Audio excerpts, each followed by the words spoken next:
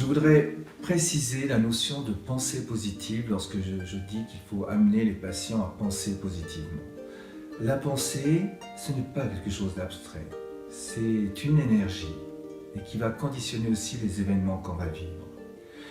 Il y a un professeur japonais, Masaru Emoto, qui a montré de manière scientifique l'impact des émotions et des pensées sur la matière, avec notamment cette expérience du paquet de riz. Emoto prend un paquet de riz qu'il répartit également dans deux bocaux différents.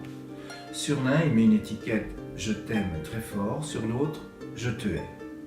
Et ces bocaux-là, il va les mettre dans une école et tous les matins, les enfants, quand ils vont passer devant chacun des bocaux, ils vont éprouver l'émotion ou d'amour, ou de rejet, de haine sur les bocaux. Et Emoto voulait, au bout d'un mois, ouvrir les bocaux, voir s'il y avait eu une modification de l'aspect du riz. En fait, au bout d'une semaine, on s'aperçoit que dans le bocal où il y avait l'étiquette « Je te hais », il y a des couleurs vertes qui apparaissent sur le riz, des moisissures déjà. Et lorsque il ouvre les deux bocaux à la fin du mois, le bocal où était écrit « Je te hais » est en totale putréfaction, moisissure, odeur nauséabonde, totalement impropre à la consommation. L'autre bocal est resté intact. Pourtant, c'était bien le même riz du même paquet, émis le même jour dans deux bocaux différents.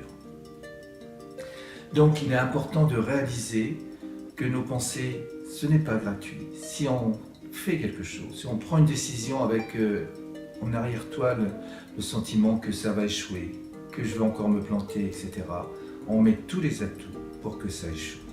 À l'inverse, si on est positif, si on y croit, si on voit déjà le résultat, à ce moment-là, on a beaucoup plus de chances d'obtenir ce que nous voulons.